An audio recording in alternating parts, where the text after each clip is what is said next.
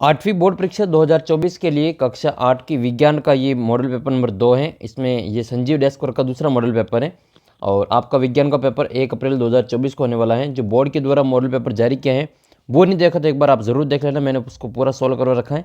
उसमें से आपके कई सारे क्वेश्चन आपकी परीक्षा में हूबहू देखने को मिलेंगे। अब प्रैक्टिस के लिए ये एक पेपर हम सॉल्व करने वाले हैं ताकि आपको जो पता चलेगा कि आपको जो पेपर है वो किस प्रकार का आने वाला है। आइए वीडियो को शुरू करते हैं। इसकी पीडीएफ आपको ऐप के ऊपर मिल जाएगी, ऐप को डाउनलोड कर लेना या फिर अपने व्हाट्सअप नंबर है 7568350069, इस पर भी आप मैसेज कर देना, यहाँ पर भी आपको मिल जाएगी। 8वीं का व्हाट्सअप ग्रुप जरूर ज्वाइन कर लेना, वहाँ पर आपको जो सारे पीडीएफ मॉडल पेपर वगैरह यहाँ पे उपलब्ध करवा दिए जाएंगे। तो वीडियो को शुरू करते हैं और आपका 80 नंबर का पेपर होगा और 2.5 घंटे का आपको समय मिलेगा। विषय आपके ये विज्ञान है जिसका पेपर आपके 1 अप्रैल 2024 को होने वाला है। आइए इसके जो आपके पहले से 8वीं तक के जो ऑब्जेक्टिव क्वेश्चन आएंगे वो किस प्रकार के पूछे जाएंगे उनको हम इस वीडियो में देख लेते हैं। इन प्रश्नों के साथ साथ उत्तर आप भी देते जाएं ताकि आपको जो पता चलेगा आपका उत्तर सही है या फिर गलत है। वीडियो शुरू करने से पहले आप सबसे एक रिक्वेस्ट है कि आप सभी वीडियो तो देखते हैं लेकिन वीडियो को शेयर और लाइक नहीं करते हैं और चैनल को सब्सक्राइब नहीं करते हैं। तो उम्मीद करता हूँ कि आप ये वीडियो देखने के बाद में वे चैनल को सब्सक्राइब भी करेंगे और वीडियो को लाइक भी करेंगे और अपने सभी दोस्तों के साथ में शेयर भी करेंगे। आइए पहला प्रश्न इसमें देख लेते हैं। पहला प्रश्न आपके सामने है, पेट्रोल जैसे ज्वलनशील पदार्थों में लगी आग को बुझाने में उपयोगी है। यानी कि पेट्रोल में लगी आग को बुझाने में कौन उपयोगी है? जब पेट्रोल पंप पर आग लग जाती है तो उसको किससे बुझाया जाता है? पानी से, CO2 से, ऑक्सीजन से या इनमें से कोई नहीं? तो देखो, पानी से कभी भी जो पेट्रोल से लगी आग को नहीं बुझाया जाता, ये गलत हो जाएगा। ऑक्सीजन तो जलने में सहायक होती है, जलाने में सहायक होती है, ये तो होगा नहीं। इनमें से कोई सा भी नहीं होगा। इसका मतलब ये हो जाएगा आपके CO2, कार्बन डाइऑक्साइड। जब भी पेट्रोल पंप पे आग लग जाती है तो उसको जो CO2 से बुझाया जाता है, कार्बन डाइऑक्साइड गैस से बुझाया जाता है। अगला प्रश्न आपका ये है, तो इसका उत्तर हो जाएगा आपके CO2। नेक्स्ट है, मृत वनस्पति के धीमे प्रक्रम द्वारा कोयले में परिवर्तन को क्या कहते हैं? नाम से पता चल रहा है कोयला क्या है कि कार्बन होता है। तो आपको बस ये याद रखना है, कोयले में कार्बन होता है।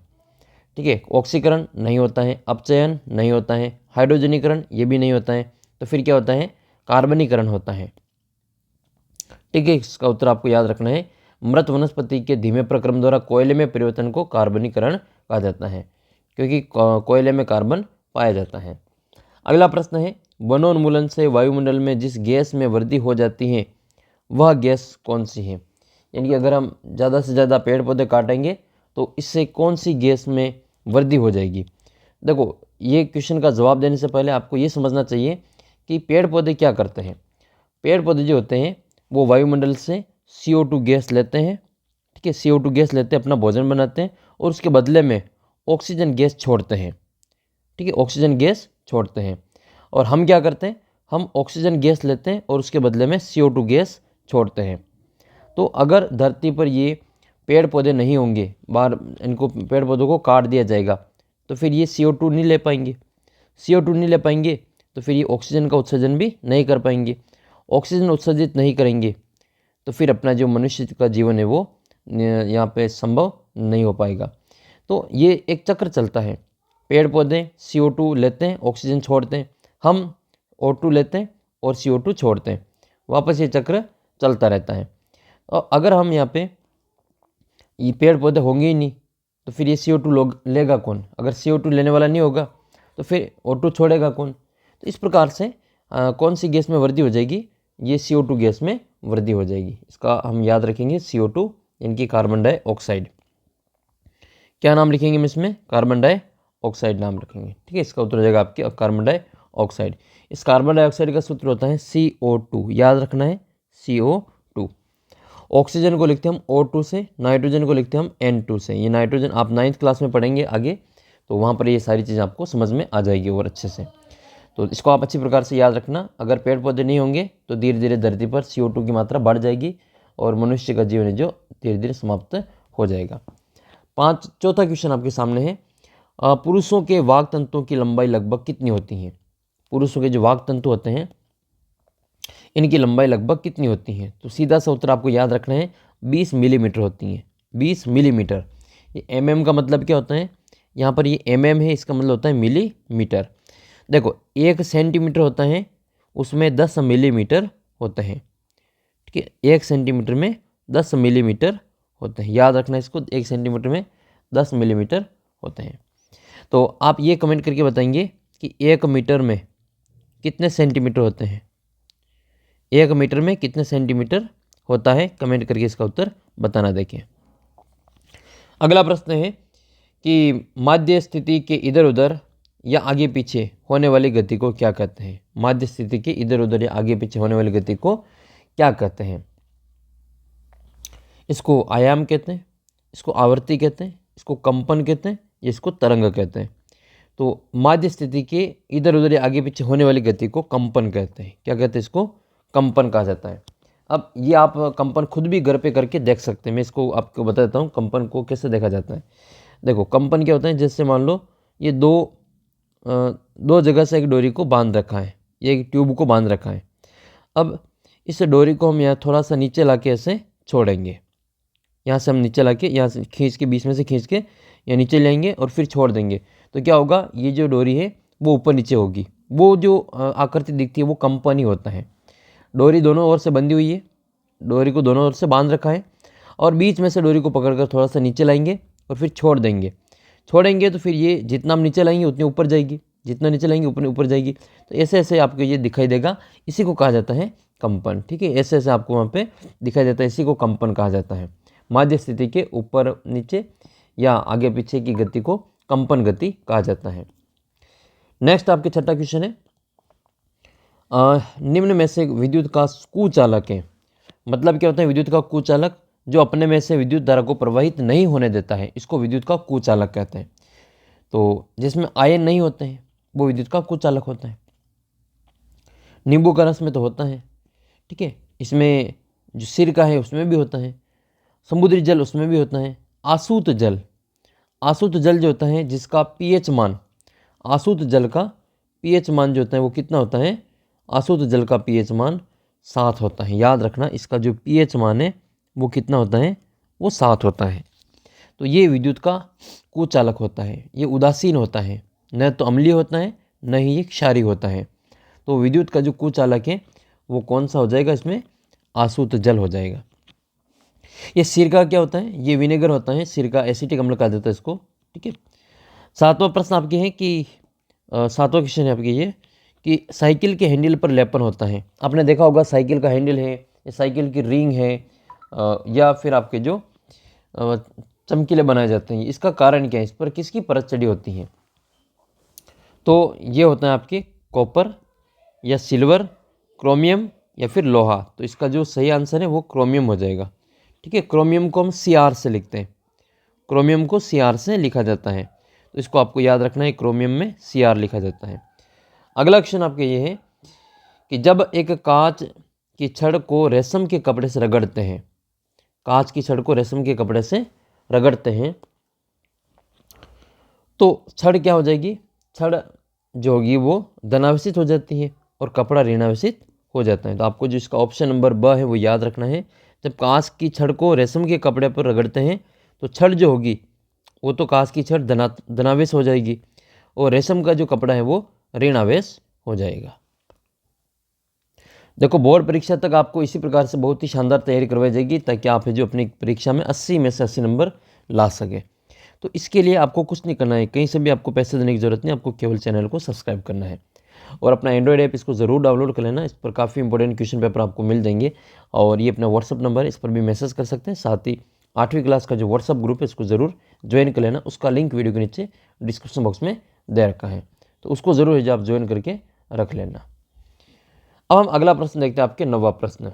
9वां प्रश्न, इसमें आपको रबी की और खरीफ की फसलों के उदाहरण बताने, इनको सारणी में लिखना है, कौन सा रबी की फसल है, कौन सा खरीफ की फसल है। तो आइए इसको हम वर्गीकरण करके देख लेते हैं।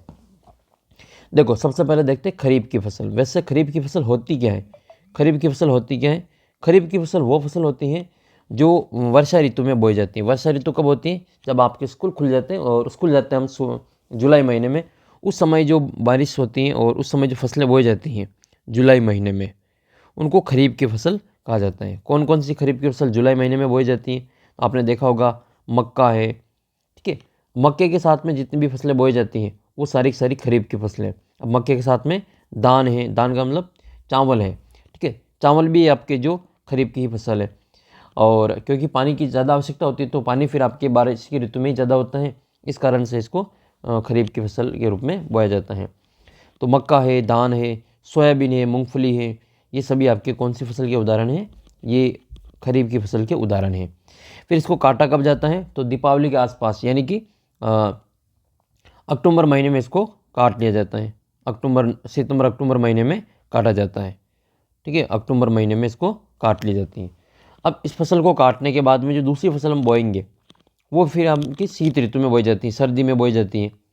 सर्दी यानी कि वो रबी की फसल कहलाती है, जिसको हम अक्टूबर नवंबर महीने में बोते हैं। अक्टूबर नवंबर महीने में बोई जाती हैं। और अभी जब आपके एग्ज़ाम हो रहे हैं, फिर आजकल जो खेतों में फसल बो रही है उसको हम काट रहे हैं, तो वो जो फसल है वो रबी की फसल है। जैसे अभी रबी की फसल कौन सी है? वो गेहूँ की फसल है, चने की फसल है। गेहूँ, चना, इसके साथ में और कौन कौन सा है? गेहूँ, चना, इसके साथ में और आता है एक तो गेहूँ चने के साथ में सरसों है, गेहूँ चने के साथ में सरसों है।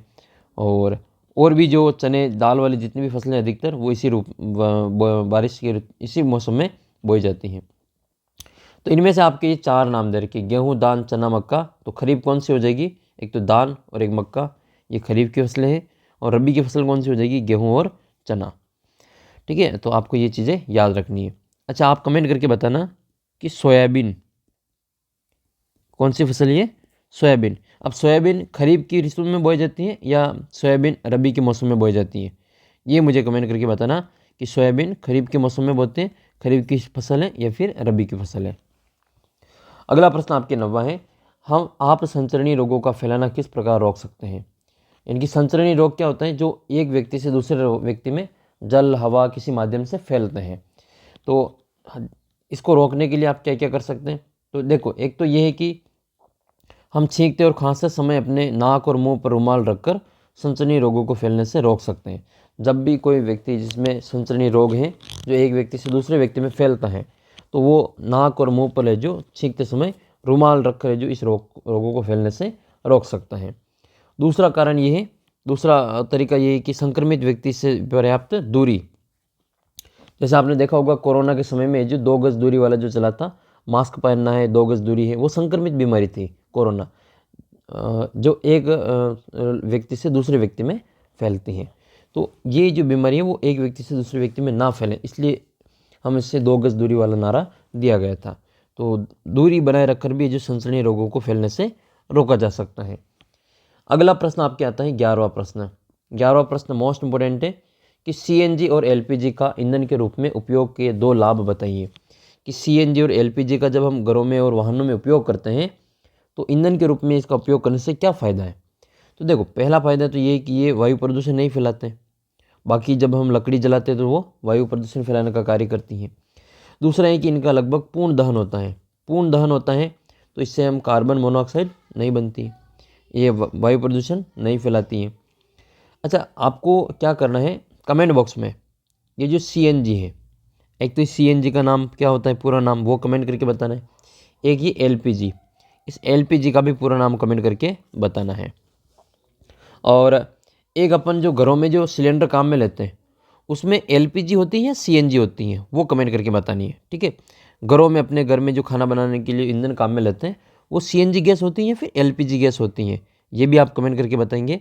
और सीएनजी और एलपीजी का पूरा नाम आप कमेंट करके ज़रूर लिखना।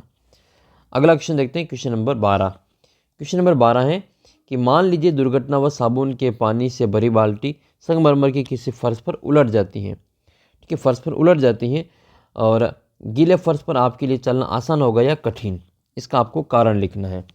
देखो, जब भी ये फर्श चिकना होगा या वो गीला होगा तो उस पर चलना बहुत कठिन हो जाएगा। उसका कारण क्या होगा, उसका जो घर्षण है वो कम हो जाता है। घर्षण कम हो जाएगा तो फिर चलना मुश्किल हो जाता है, तो गीले फर्श पर चलना कठिन होगा।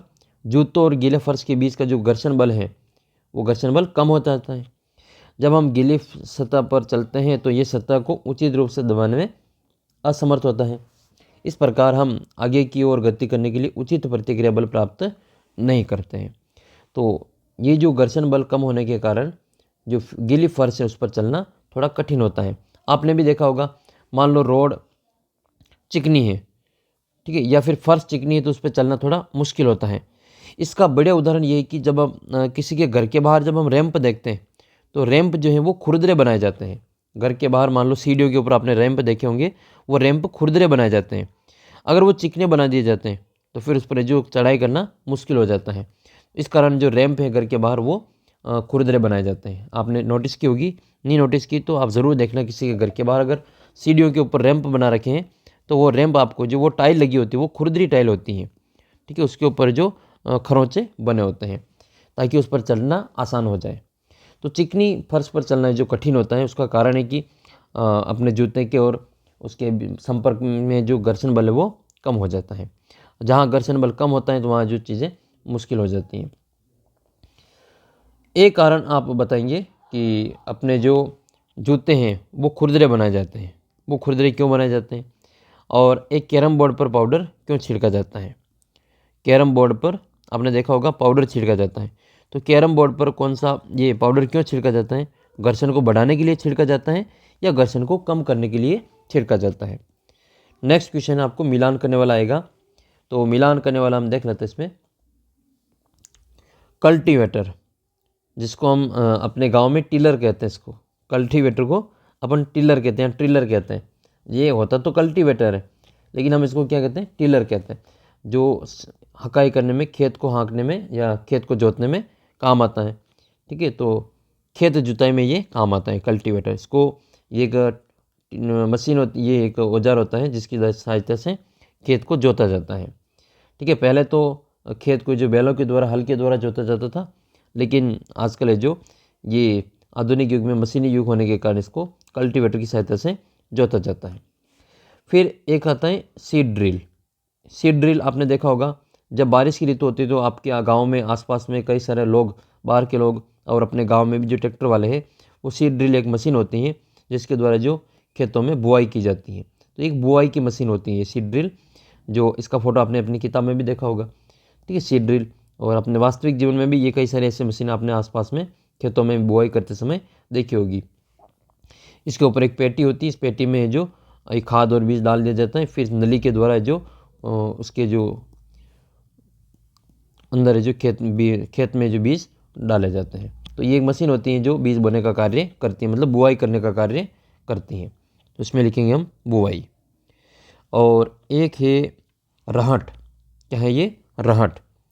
रहट जो है वो पुराने ज़माने में ये पारंपरिक सिंचाई का साधन है। रहट है, चड़स है, डेकुली है, रहट, चड़स, डेकुली, और ये सभी सिंचाई के काम आते थे पहले। आजकल तो, अच्छा आप बताना, आधुनिक सिंचाई के साधन कौन कौन से, आधुनिक सिंचाई के साधन कौन कौन से, क्योंकि ये परीक्षा में पूछा जाएगा, आधुनिक सिंचाई के साधन कौन कौन से। और जो जल संरक्षण की दोनों विधियां हैं उनका भी नाम आपको कमेंट करके बताना है कि कौन सी दो विधियां हैं जो पानी को बचाव करने का कार्य करती हैं। आधुनिक विधियां दोनों ही इंपॉर्टेंट है। तो एक और देख लेते हैं इसमें, हार्वेस्टर। हार्वेस्टर जो होता है वो फसल की कटाई करने का कार्य करता है, ठीक है, खेत को सीधे ही जो काटने का कार्य करता है। एक हार्वेस्टर होता है जो फसल को काटता है। एक होता है थ्रेसर। क्या होता है, थ्रेसर। थ्रेसिंग के द्वारा इसमें फसल से दानों को अलग किया जाता है। जैसे फसल काट ली, अब जैसे अधिकतर गाँव के जो लोग हैं वो तो जानते हैं थ्रेसर क्या होता है, लेकिन मान लो कोई शहर में है जिन्होंने कभी थ्रेसर देखा ही नहीं, तो वो खेतों में जब है जो फसल को काट ली जाती है। जैसे गेहूँ काट लिया, गेहूँ को इकट्ठा करके एक साथ रख देंगे, खेत के बीच में इकट्ठा कर लेंगे, और फिर उस गेहूँ के जो भूसे सहित जो उसको दानों से अलग किया जाता है, भूसे को दाने से अलग किया जाता है, उसको थ्रेसिंग कहते हैं। वो थ्रेसर के द्वारा किया जाता है। आजकल क्या है कि थ्रेसर ये बाद में, कटाई के बाद का काम है। आजकल है जो हार्वेस्टर भी काम में ले जाते हैं। हार्वेस्टर क्या होता है, हार्वेस्टर जो होता है वो काटने का कार्य करता है, फसल को काटने का कार्य करता है। जैसे फसल काटने के लिए मजदूरों की आवश्यकता होती है, लोग जो अपने हाथों से काटते हैं उसमें मजदूरी ज़्यादा लगती है, समय ज़्यादा लगता है। तो आजकल है जो हार्वेस्टर के द्वारा जो पूरे खेत को जो एक साथ कुछ ही मिनट में काट दिया जाता है। तो एक तो होता है थ्रेसर, एक होता है हार्वेस्टर। इन दोनों का जो कंबाइंड रूप है, इन दोनों का मिश्रित रूप, मतलब एक मशीन ऐसी आती है जो आपकी फसल को काट भी देती है, साथ ही उसको थ्रेसर का कार्य भी कर देती है, तो उस मशीन को कहा जाता है कंबाइन। और इस कंबाइन मशीन का जो फोटो है आपकी किताब में दे रखा है, ठीक है। वो फसल को काटती जाती है आगे से, और फिर उसका जो अनाज है वो उस मशीन में इकट्ठा हो जाता है, फिर उसको जो ट्रैक्टर ट्रॉली में किसी में भी खाली कर लेते हैं, तो ये कंबाइन कहलाता है ये। तो ये कंबाइन जो होते हैं वो थ्रेसिंग का कार्य भी करते हैं, फसल को काटता भी है और भूसे उससे अलग करने का कार्य भी करता है। ये थोड़ा सा आपको इसमें ध्यान रखना है। अच्छा, आपकी किताब में एक नाम आया है साइलो। ये साइलो क्या है? साइलो का नाम आप कमेंट करके बताना। पहले पार्ट में आया है आपके साइलो, ठीक है। साइलो का फोटो भी दे रखा है, तो ये आप कमेंट करके बताना कि साइलो होता क्या है। अगला क्वेश्चन है आपके कि प्रतिजैविक, जिसको हम अंग्रेजी में एंटीबायोटिक कहते हैं, प्रतिजैविक को अंग्रेजी में एंटीबायोटिक कहते हैं, प्रतिजैविक लेते समय कौन सी सावधानियाँ रखनी चाहिए? देखो, जब भी जो बीमारी हो जाती है तो बीमारी से बचने के लिए टैबलेट ली जाती हैं या दवाई ली जाती हैं, तो एंटीबायोटिक होती हैं। एंटीबायोटिक जो होती हैं वो कुछ ऐसे उसमें सूक्ष्म जीव होते हैं जो अपने बीमारी पैदा करने वाले सूक्ष्म जीवों को मारने का काम करते हैं। तो ऐसे जो प्रतिजैविक हैं वो किससे प्राप्त करते हैं? ये प्रतिजैविक आपको याद रखना, पिछले पेपर में भी आया था कि प्रतिजैविक जो है वो एक तो कवक से और जीवाणु से प्राप्त की जाती हैं। तो ये भी याद रखना, प्रतिजैविक एंटीबायोटिक कवक और जीवाणु से प्राप्त करते हैं। इसको लेने से कौन कौन सी सावधानी रखनी चाहिए, ये हम इसमें देख लेते हैं। तो पहले तो हम ये देखते हैं कि एंटीबायोटिक्स होती क्या है। तो सूक्ष्म जीवों द्वारा उत्पन्न औषधि जो बीमारी पैदा करने वाले सूक्ष्म जीवों को नष्ट कर देती है। सूक्ष्म जीवों के द्वारा एक औषधि उत्पन्न की जाती है जो बीमारी पैदा करने वाले सूक्ष्म जीव होते हैं, उनको मारने का कार्य करती हैं, फिर उनकी वृद्धि को रोक देती हैं। तो वो औषधि जो है वो आपके प्रतिजैविक कहलाती हैं। जैसे पेनिसिलिन है, आपकी किताब में नाम दे रखा होगा पेनिसिलिन। पेनिसिलिन एक कवक से प्राप्त औषधि होती है जो कि प्रथम उत्पादित प्रतिजैविक मानी जाती है। सबसे पहली प्रतिजैविक जो उत्पादित की गई थी, मतलब बनाई गई थी, वो पेनिसिलिन है। और पेनिसिलिन जो है वो किससे प्राप्त की जाती है? इसको कवक से प्राप्त किया जाता है, ठीक है, कवक से। आप कमेंट करके बताएंगे कि पेनिसिलिन की खोज किसने की। पेनिसिलिन की खोज किसने की, ये आपकी किताब में दे रखा है, आपने पढ़ा होगा। अगर नहीं पढ़ा है तो किताब में देख के इसका उत्तर कमेंट करना, आपको याद हो जाएगा और परीक्षा में ये पूछा जाएगा। तो पेनिसिलिन की खोज किसने की थी, ये आप कमेंट करके बताएंगे। अब हम देख लेते हैं कि ये एंटीबायोटिक या प्रतिजैविक लेते समय क्या क्या सावधानी लेनी चाहिए। तो पहली बात तो जब भी सावधानी की बात आए दवाइयों से संबंधित, तो एक बात तो ये आप कॉमन लिख सकते हैं कि कोई सी भी दवा हो, वो सारी दवाएं डॉक्टर की सलाह पर ही लेनी चाहिए। पहला तो आप ये रट के रख लेना, याद रख लेना, कोई सी भी दवा है, स्वास्थ्य से संबंधित दवा लेनी हो तो हमेशा वो डॉक्टर की सलाह पर ही लेनी चाहिए। तो प्रतिजैविक जो दवाइयाँ हैं वो डॉक्टर की सलाह पर ही प्रतिजैविक दवाइयाँ लेनी चाहिए। इसके अलावा दूसरा ये है कि प्रतिजैविक दवा का जो भी कोर्स है वो पूरा करना चाहिए, यानी कि आधी अधूरी दवाइयों को उपयोग में नहीं लेना चाहिए, पूरा कोर्स उसमें लेना चाहिए। तीसरा ये कि प्रतिजैविक आवश्यकता नहीं होने पर नहीं लेनी चाहिए, यानी कि अगर एंटीबायोटिक्स की अपने शरीर में ज़रूरत ही नहीं है तो फिर उसको लेने की कोई मतलब नहीं है, वो और अपना जो बीमार कर सकता है।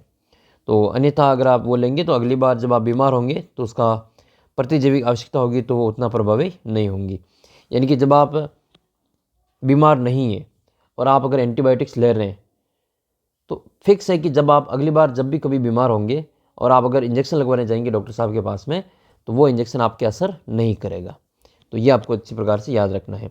इसके अतिरिक्त अनावश्यक रूप से ली गई प्रतिजैविक शरीर में उपस्थित जीवाणु को भी नष्ट कर देती है। जो एंटीबायोटिक्स होती है, मान लो अगर आपकी ज़रूरत ही नहीं है और उसको आप ले रहे हैं, तो वो आपके शरीर में जितने भी जीवाणु हैं उनको, लाभदायक जीवाणु, उनको नष्ट कर देंगे। अगला प्रश्न आपके हैं 15वां, जो कि सत्य असत्य का पूछा जाएगा।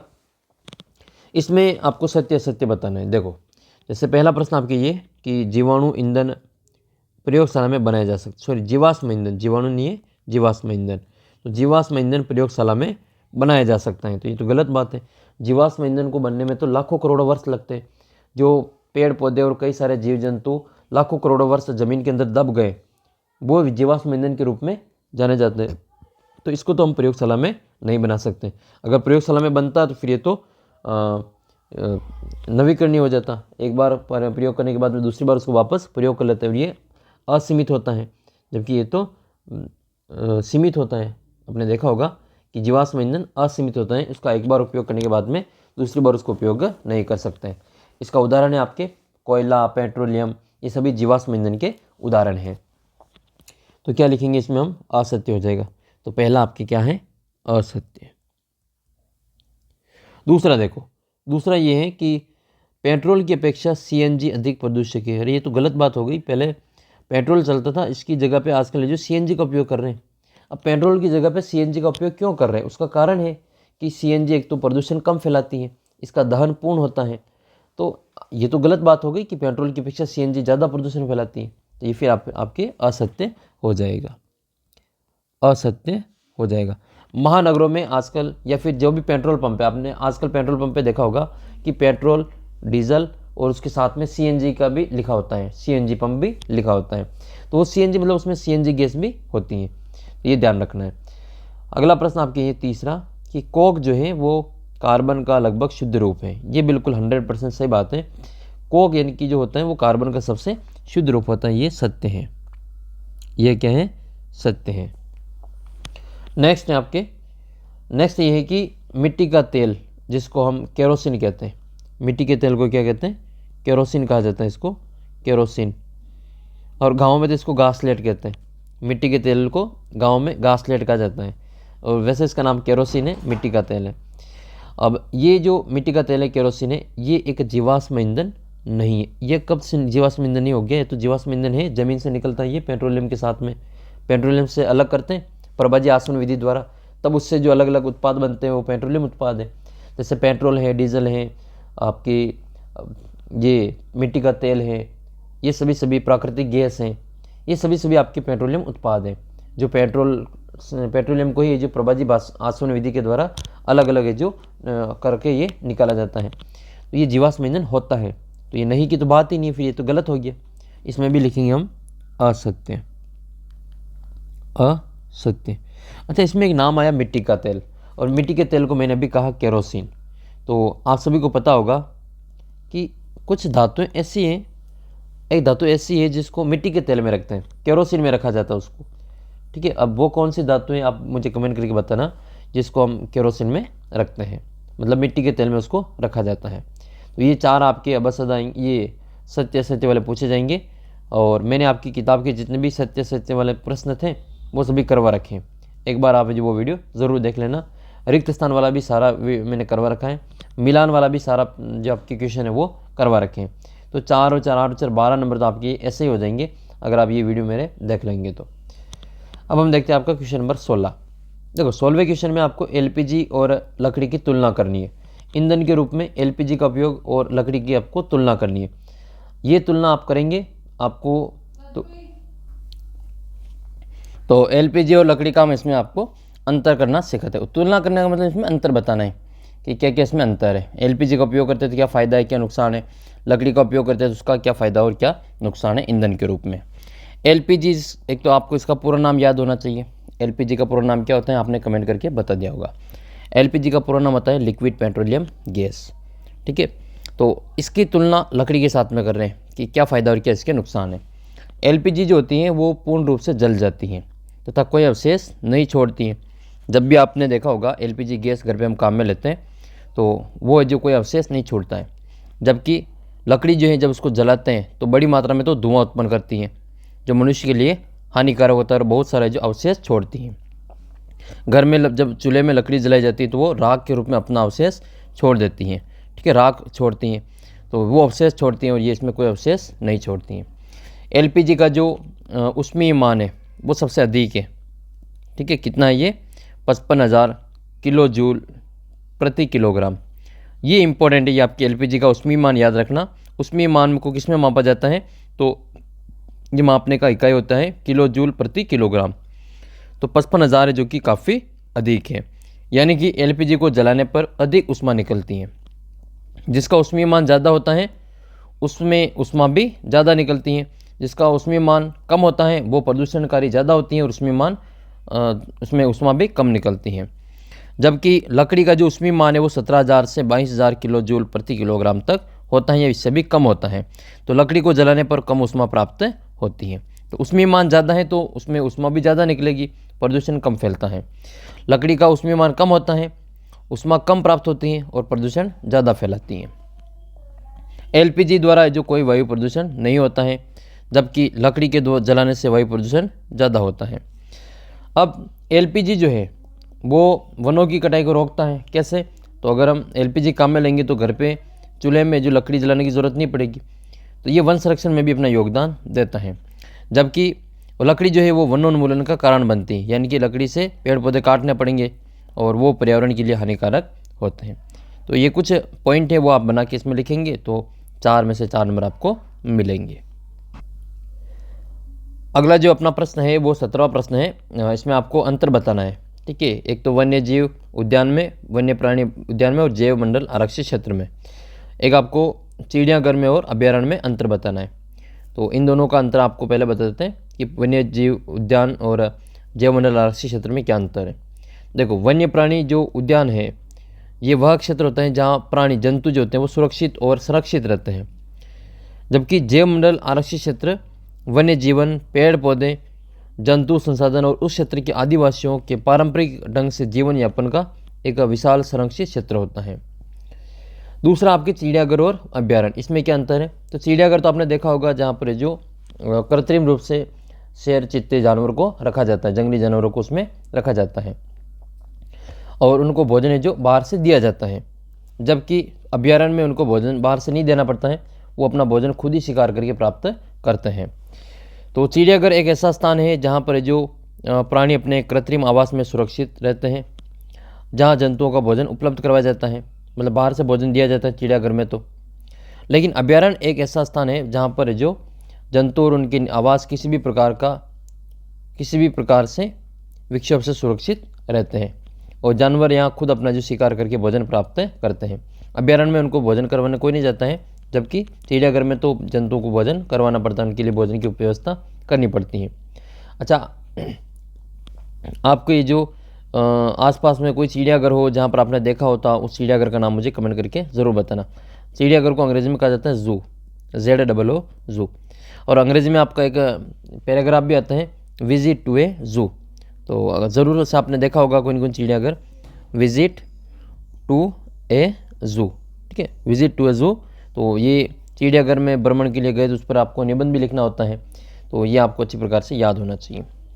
अगला जो प्रश्न है वो आपके रिक्त स्थान का है। मैंने आपकी किताब के जितने भी रिक्त स्थान बनते हैं उनको एक वीडियो के माध्यम से समझा दिया है, देख लिए हैं। तो आपको अच्छी बात है, नहीं देखा तो आप ज़रूर देख लेना वो वीडियो, काफ़ी आपको फ़ायदा मिलेगा। इसमें क्या है, रिक्त स्थान में भी 4 ऊपर दे रखे, इन्हीं में से उत्तर आपको इसमें से ढूंढ के लिखना है। प्रत्येक शुक्राणु एक कोशिका है, तो ये एकल कोशिका होती है। प्रत्येक शुक्राणु एकल कोशिका होती है, जिसमें बनना आपको एकल। फिर नेक्स्ट आपका ये तो एकल कोशिका हो जाएगी। नेक्स्ट फिर आपका ये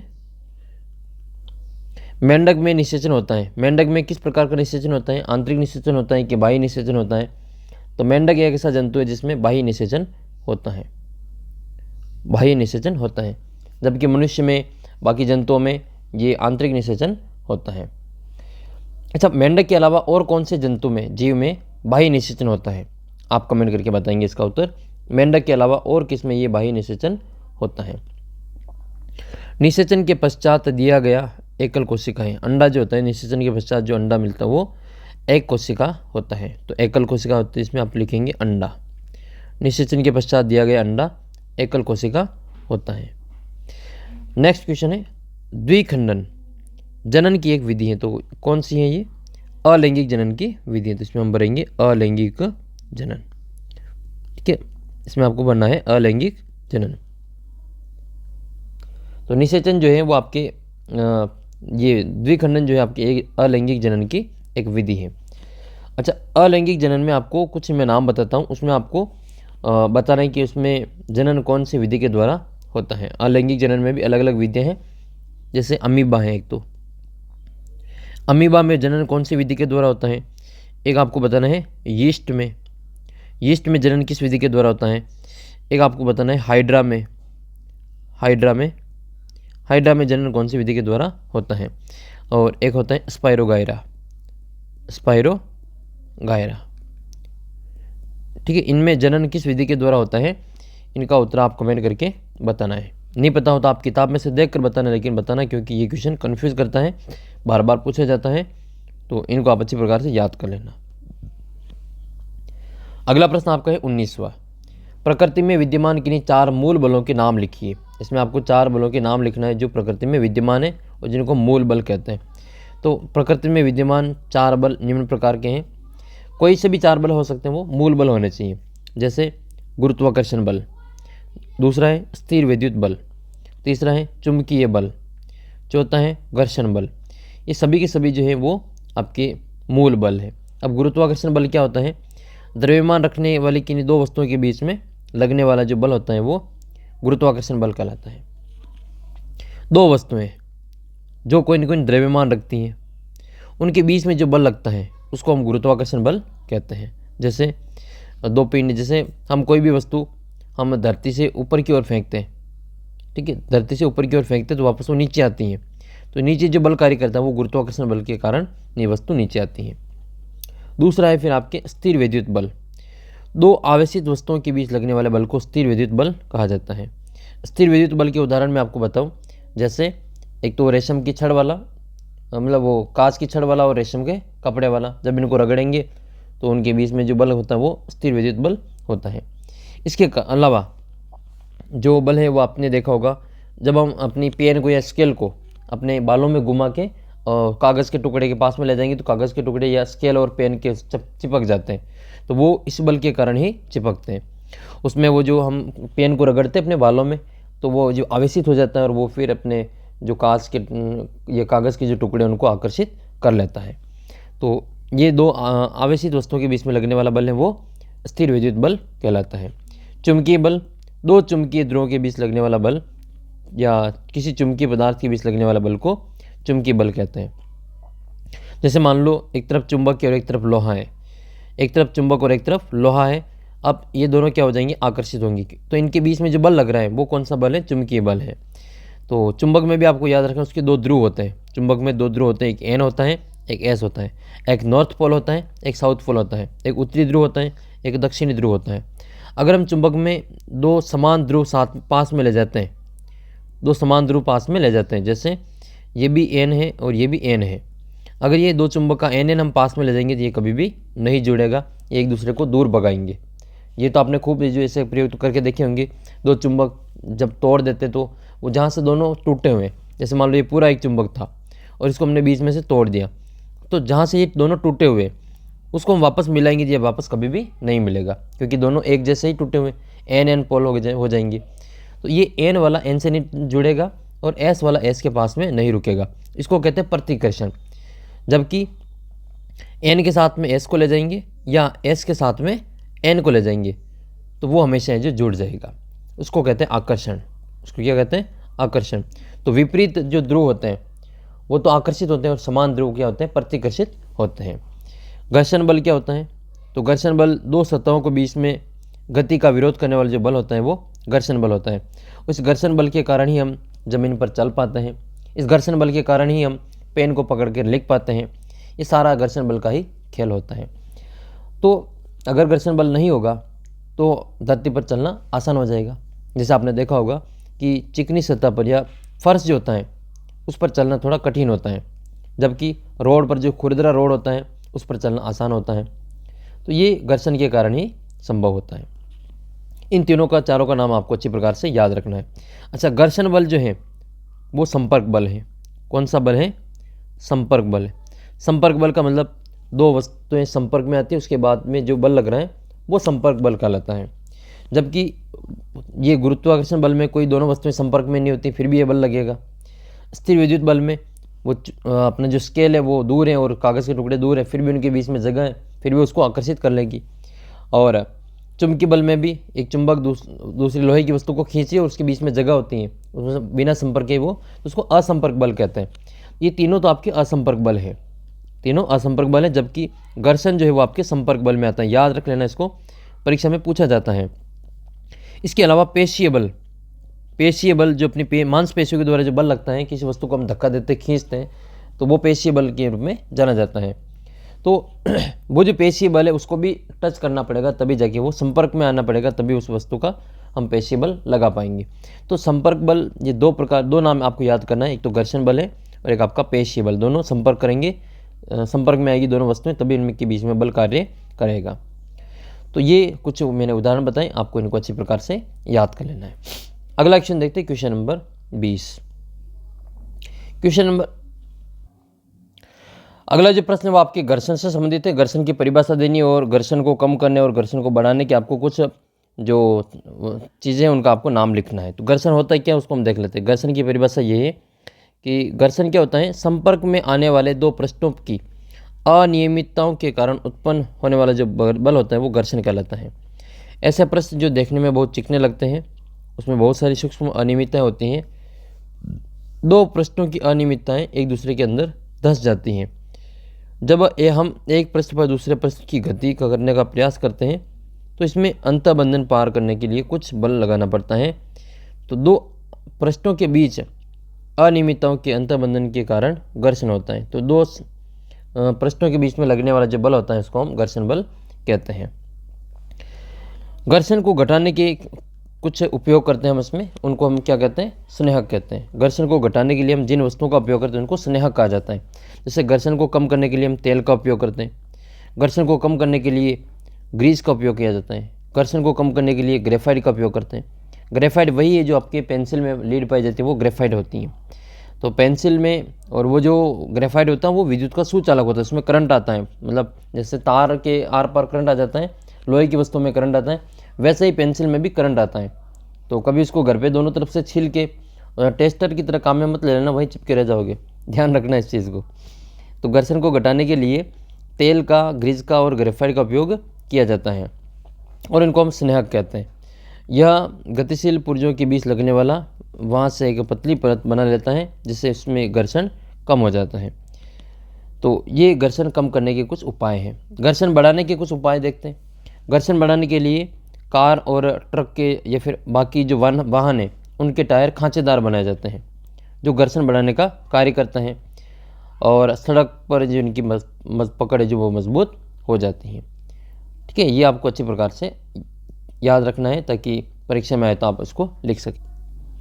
21वां प्रश्न है आपका ये कि निम्नलिखित की व्याख्या कीजिए, विद्युत लेपन और उसके कारण और विद्युत लेपन करने की विधि। दोनों इंपॉर्टेंट है, इनको हम यहाँ पे देखो सबसे पहले हम ये देख लेते हैं कि विद्युत लेपन होता क्या है। तो विद्युत लेपन, जिसको हम इलेक्ट्रोप्लेटिंग कहा जाता है, ठीक है, इलेक्ट्रोप्लेटिंग इसको कहा जाता है। विद्युत धारा के द्वारा किसी पदार्थ पर किसी वांछित धातु की परत निक्षेपित करने की प्रक्रिया, निक्षेपित करने का मतलब चलाने की जो प्रक्रिया है उसको विद्युत लेपन कहते हैं। ठीक है, जैसे आजकल है जो लोहे की वस्तुओं पर जो जिंक की परत चढ़ाई जाती है, जिसको हम गैल्वेनीकरण कहते हैं, हिंदी में इसको यशद लेपन कहा जाता है, ताकि लोहे को जंग से बचाया जा सके। तो ये क्यों किया जाता है, इसका कारण क्या है वो देख लेते हो। विद्युत लेपन निम्न कारण से किया जाता है। एक तो मूल धातु को संक्षारण से बचाने के लिए, संक्षारण का मतलब यहाँ पे होता है जंग लगने से बचाने के लिए, उसको जो विद्युत लेपन किया जाता है। जैसे साइकिल का हैंडल जो होता है उस पर क्रोमियम की लेप चढ़ाई जाती है, ताकि वो जो साइकिल का हैंडल है वो जो आपके जंग रहित लगे, जंग ना लगे उसके ऊपर। सेकंड ये कि आकर्षक दिखाने के लिए साइकिल का जो हैंडल होता है वो चमकीला होता है, उसका कारण क्या, वो उसको आकर्षक बताने के लिए, खरोंचों से बचाने के लिए, स्क्रैच नहीं आते उसके ऊपर, अगर विद्युत लेपन का रखा है तो उसके ऊपर स्क्रैच नहीं आएंगे।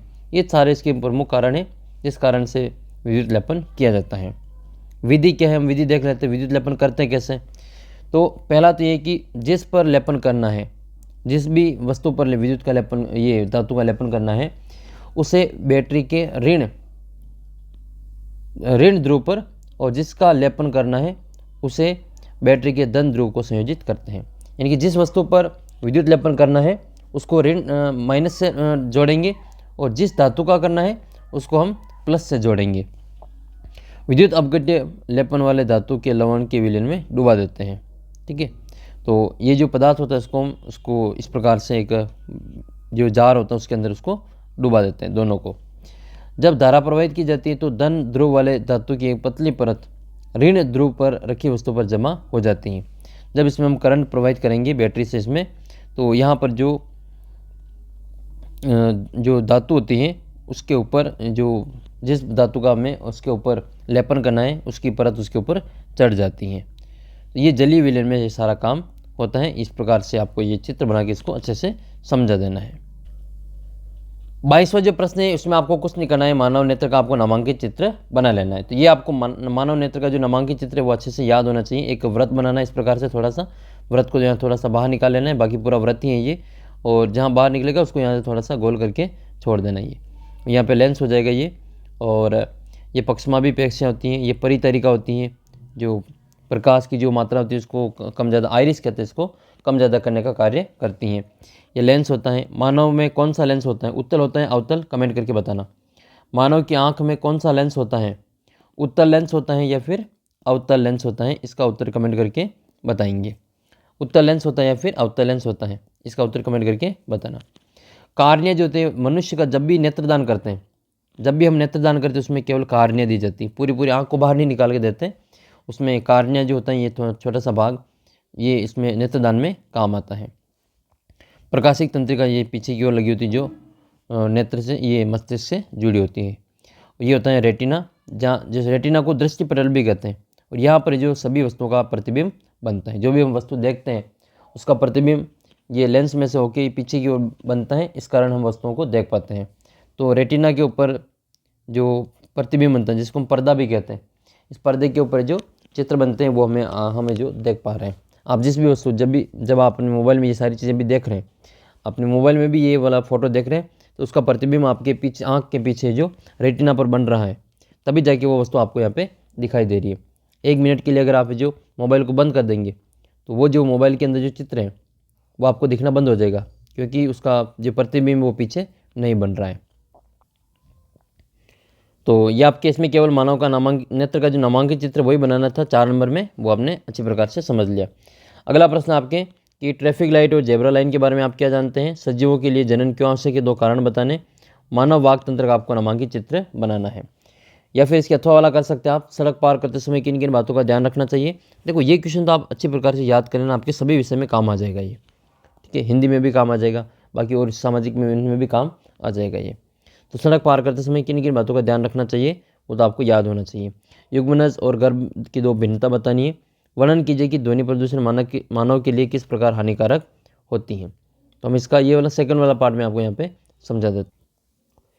देखो सड़क पार करते समय आपको कौन कौन सी सावधानियाँ रखनी चाहिए। एक तो सड़क पार करते समय हमें बहुत सारी सावधानी रखना ज़रूरी है, जिसमें हमें बाईं ओर चलना चाहिए, और हमेशा जो जेब्रा क्रॉसिंग, सड़क पार करते समय अपने जेब्रा क्रॉसिंग का प्रयोग करना चाहिए।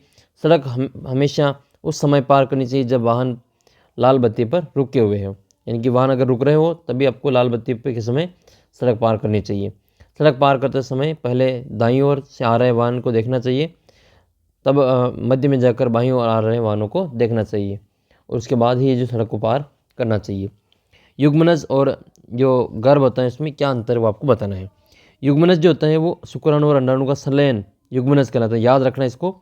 शुक्राणु और अंडाणु का जो संलयन है उसको युग्मनज कहते हैं। गर्भ क्या होता है, गर्भावस्था होती है जिसमें विभिन्न अंगों को पहचानने के योग्य होते हैं। ये युग्मनज जो होते हैं वो एकल कोशिका होती हैं, जबकि गर्भ जो होता है वो बहुकोशिकीय होता है। ध्वनि प्रदूषण मानव के लिए किस प्रकार हानिकारक है, तो वो आप देख सकते हैं इसमें कि ध्वनि प्रदूषण से एक तो मनुष्य में अनिद्रा उत्पन्न होती है, बीपी से संबंधित जो रोग हो जाते हैं, ब्लड प्रेशर हाई हो जाता है, उच्च रक्तचाप हो जाते हैं, सुनने की क्षमता जो है वो अस्थायी या फिर स्थायी रूप से कम हो जाती हैं, और चिंता जैसे विकार उत्पन्न हो जाता है। ये सारी चीज़ें वो हैं जो ध्वनि प्रदूषण के कारण होती हैं। तो ध्वनि प्रदूषण कम से कम फैलाना चाहिए ताकि जो इन सभी चीज़ों से बचा जा सके। अगला प्रश्न आपकी ये थोड़ा सा कम छपाई, तो मैं आपको बोल के सुना देता हूँ कि यौवनारंभ के समय होने वाली किन्हीं 4 शारीरिक परिवर्तनों का वर्णन करना है, और धक्के और खिंचाव के द्वारा वस्तुओं में गति की अवस्था में परिवर्तन के 2 उदाहरण लिखने हैं, ठीक है। या फिर इसके अथवा में आप कर सकते हैं हमारे जीवन में व्यक्तिगत स्वस्थता और शारीरिक व्यायाम का क्या महत्व है, और स्थिर विद्युत बल को प्रदर्शित करने वाले प्रयोग को चित्र के द्वारा समझाना है। सबसे पहले हम देखते हैं यौवनारंभ के समय होने वाले शारीरिक परिवर्तन। कुछ इसमें शारीरिक परिवर्तन है, उसमें से 4 आपको लिखने हैं। पहला तो है कि लंबाई में वृद्धि। वैसे आप इसमें यौवनारंभ का मतलब समझ जाएंगे तो आप इसके जो परिवर्तन है वो तो आप अपने हिसाब से आसानी से लिख पाएंगे। जैसे यौवनारंभ का मतलब होता है जैसे 13 वर्ष से 18 वर्ष तक की जो उम्र है लड़के और लड़कियों की, इसमें क्या क्या परिवर्तन होते हैं वो आपको इसमें लिखना होता है। 13 वर्ष से 18 वर्ष की उम्र के बीच में जो परिवर्तन होते हैं उनको आपको इसमें लिखना है। जैसे पहला है इसमें लंबाई में वृद्धि, तो इस उम्र में जो लंबाई में वृद्धि सबसे ज़्यादा होती है। देखो 6 वर्ष से 12 वर्ष की उम्र जो बाल्यावस्था कहलाती है, और ये जो अवस्था वो किशोरावस्था कहलाती है। अब 6 से 12 वर्ष की उम्र में लड़के और लड़कियों की जो लंबाई है वो इतनी ज़्यादा नहीं बढ़ती है। लेकिन जैसे जो 13 वर्ष से 18 वर्ष की उम्र होती है, इसमें व्यक्ति की जितनी भी लंबाई बढ़नी होती है वो इस एज में बढ़ जाती है। जितना भी शरीर बनना होता है तो वो आपकी इस एज में बन जाता है। तो लंबाई में वृद्धि, इस समय जो शरीर की लंबी अस्थियों की लंबाई में वृद्धि होती है और व्यक्ति लंबा हो जाता है। लगभग 18 वर्ष की आयु तक लड़के और लड़कियां अपनी अधिकतम आयु को प्राप्त कर लेते हैं। और ये लंबाई जो है वो आनुवंशिक जीन पर निर्भर करती हैं कि अगर आपके जो फैमिली में सभी व्यक्ति लंबे हैं तो आपका भी जो शरीर है वो लंबा होगा। अगर परिवार में जो माता पिता है जो छोटे कद के, तो आपकी जो लंबाई वो ज़्यादा नहीं होने वाली। ये जो आनुवंशिक जीन पर निर्भर करता है। दूसरा है आपके शारीरिक आकृति में परिवर्तन। तो ये है कि इसमें शरीर में जो परिवर्तन हो जाता है, 13 वर्ष की उम्र में जो लड़कों के कंधे फैलकर चौड़े हो जाते हैं और लड़कियों की कमर का जो निचला भाग है वो चौड़ा हो जाता है। लड़कियों में शारीरिक पेशियां लड़कों की अपेक्षा सुस्पष्ट और गठी हुई दिखाई देती हैं। स्वर में परिवर्तन, जब भी ये 13 से 18 वर्ष की उम्र होती है, इसमें लड़कों का जो स्वर यंत्र वो विकसित होकर बड़ा हो जाता है और कभी कभी आवाज़ बर्राने या फिर फटने लगती हैं। जबकि लड़कियों का जो स्वर यंत्र है वो छोटा हो जाता है और इनकी जो ध्वनि वो उच्च तारत्व वाली हो जाती है। यानी कि लड़कों की जो आवाज़ है वो भारी हो जाती है और लड़कियों की आवाज़ है वो पतली हो जाती है, मधुर हो जाती है। चौथा इसमें स्वेद और तेल ग्रंथियों का विकास। इस किशोरावस्था में इसका जो स्राव है बढ़ जाता है और जिससे कुछ व्यक्तियों के चेहरे पर फुंसियाँ और मुहासे आदि हो जाते हैं। ये कुछ प्रमुख 4 इसमें परिवर्तन है जो वो आपस में याद करके लिख सकते हैं। वैसे ये सारी चीज़ें हम प्रत्यक्ष और अप्रत्यक्ष रूप से देखते हैं तो ये सारी चीज़ें हमें याद करने की ज़रूरत नहीं रहती। इसमें आपको थोड़ा सा रिलेट करके इसको याद करना है बस। दूसरा आपके धक्के के द्वारा वस्तुओं की गति में परिवर्तन का उदाहरण बताना है। तो धक्के के द्वारा जैसे मेज़ पर रखी पुस्तक को आगे की ओर गतिशील बनाना, दरवाजे को बंद करना तो हम धक्के बंद करेंगे, तो उसमें परिवर्तन होगा। ये खिंचाव के द्वारा वस्तु की गति की अवस्था में परिवर्तन के उदाहरण, तो जैसे कुएं से पानी की बाल्टी खींचना, ये भी उसमें परिवर्तन हो रहा है। किसी मेज़ की दराज को खोलना, ये भी उसमें परिवर्तन का उदाहरण है। अगला जो क्वेश्चन था वो आपकी व्यक्तिगत स्वच्छता के कुछ प्रमुख है जो आपको बताने की आप किस प्रकार से व्यक्तिगत स्वच्छता रख सकते हैं। शारीरिक व्यायाम का क्या योगदान है। स्थिर विद्युत बल प्रदर्शन करने का प्रयोग जो है आपको एक्स्ट्रा वाला ये है, जिसमें एक स्ट्रा को दूसरे स्ट्रा से एक स्ट्रा को रगड़ करके उसके पास में ले जाते हैं तो वो दूर हो जाती हैं या फिर इसको प्रतिकर्षित करने का कार्य करती हैं। तो इसको आपको वर्णन करके यहाँ पे लिख लेना है। इस मॉडल पेपर का ये अंतिम प्रश्न है, ये 25वां प्रश्न जो कि आपके 8 नंबर का आएगा। चित्र की सहायता से किसी ऐसे उपकरण का वर्णन कीजिए जिसका उपयोग किसी आवश्यक वस्तुओं की पहचान में होता है। सेकंड आपका ये कि नियमित परावर्तन और विसरित परावर्तन में अंतर बताना है।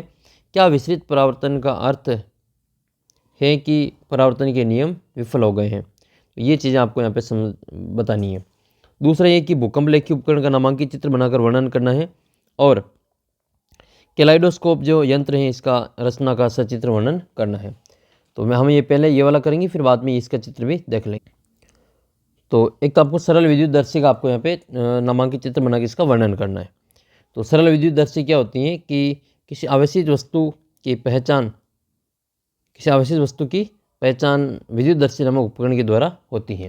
तो एक तो आपको उपकरण का नाम बताना है, तो आवश्यक वस्तु की पहचान विद्युतदर्शी नामक उपकरण के द्वारा होती है। इसका वर्णन करना है तो विद्युतदर्शी इसका जो धातु की जो छड़ होती है वो होती है, जिसके सिरों पर एक धातु का डिस्क या गोला जुड़ा होता है।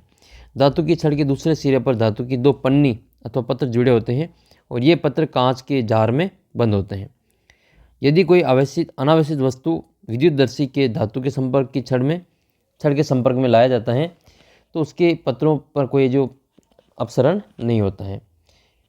दूसरी ओर यदि कोई संपर्क में आवश्यक वस्तु लाई जाती है तो इसके पत्र है जो अपसारित हो जाते हैं, यानी कि वो दूर दूर हो जाते हैं। आवश्यक वस्तु हटा ली जाती है तो पत्र वापस अपसारित हो जाते हैं। तो ये आपके जो आवेश को पहचानने के एक उपकरण है जिसका नाम है विद्युतदर्शी। दूसरा है नियमित और विशिष्ट परावर्तन में आपको अंतर बताना है। नियमित परावर्तन जो होता है वो चिकने पृष्ठ पे होते हैं, समतल पृष्ठ पे होते हैं। इस पे जो परावर्तन होता है, किरणें समांतर आती हैं, वापस समांतर चली जाती हैं, तो ये तो होता है नियमित परावर्तन। जबकि ये वाले जो परावर्तन है जिसमें खुरदरा पृष्ठ है, इसमें किरणें समांतर आती हैं लेकिन परावर्तन के बाद वो वापस समांतर नहीं होती। इस प्रकार से परावर्तन वो आपका ये विसरित है, किरणें बिखर जाती हैं। ये जितनी किरणें आई वैसे वैसे वापस जाएगी, उसको हम यहाँ पे नियमित परावर्तन कहते हैं।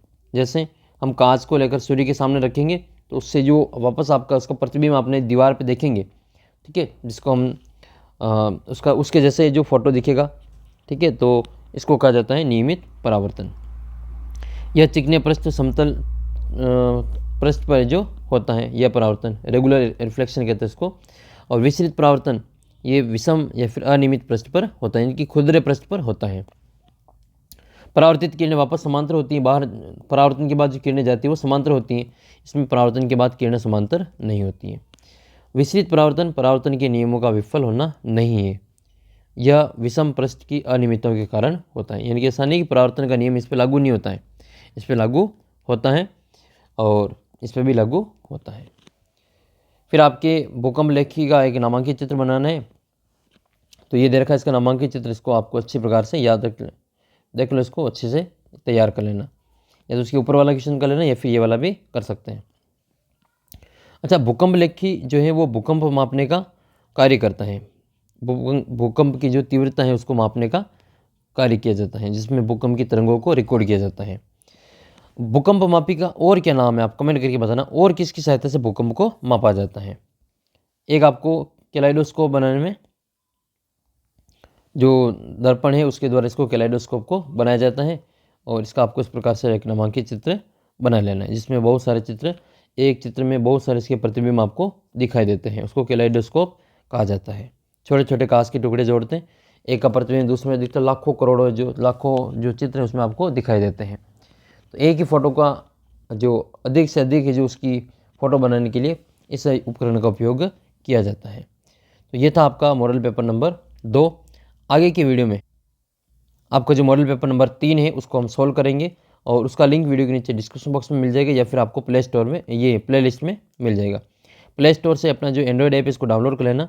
अभी भी आपने चैनल को सब्सक्राइब नहीं किया तो अभी सब्सक्राइब कर लो, ताकि आपके आने वाले कोई भी वीडियो यहाँ पे मिस ना हो। चैनल को सब्सक्राइब करके इस वीडियो को अपने सभी दोस्तों के साथ में शेयर जरूर कर लेना, और वीडियो को अभी तक आपने लाइक नहीं किया तो एक बार इस वीडियो को लाइक जरूर करेंगे। देखते हैं कि इस वीडियो को कितने लोग लाइक करते हैं। मैं भी आपके लिए एम करता हूँ कि कम से कम इस वीडियो को 100 लोग जो लाइक करें। देखिए 100 लाइक कितने देर में हो जाते हैं, और 100 लाइक हो जाए तो इस वीडियो को अधिक से अधिक शेयर भी ज़रूर करेंगे। मिलते हैं आपको अगले वीडियो में। और आप 8वीं क्लास का जो व्हाट्सअप ग्रुप है इसको ज्वाइन कर लेना। कोई भी आपकी प्रॉब्लम हो मैथ्स में तो अपने व्हाट्सअप नंबर है 7568350069, इस पर मैसेज कर देना। 8वीं के व्हाट्सअप ग्रुप को ज़रूर ज्वाइन कर लेना, वहाँ पर इसकी लिंक वगैरह आपको वहाँ पे मिल जाएगी। तो मिलते हैं आपको अगले वीडियो में, तब तक जय हिंद जय भारत।